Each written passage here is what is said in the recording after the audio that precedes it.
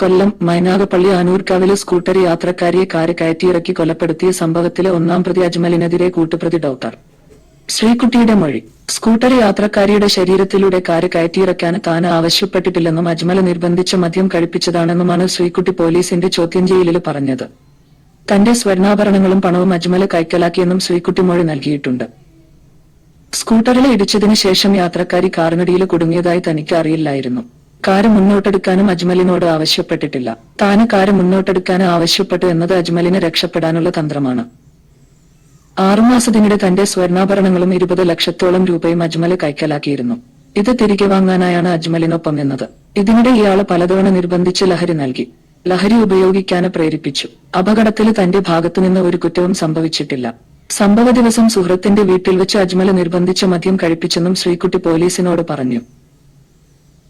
മൈനാഗപ്പള്ളി അപകടത്തിലെ പ്രതികളായ അജ്മലിനെയും ഡോക്ടർ ശ്രീകുട്ടിയെയും 2 ദിവസത്തേക്കാണ് പോലീസ് കസ്റ്റഡിയിൽ വിട്ടത്.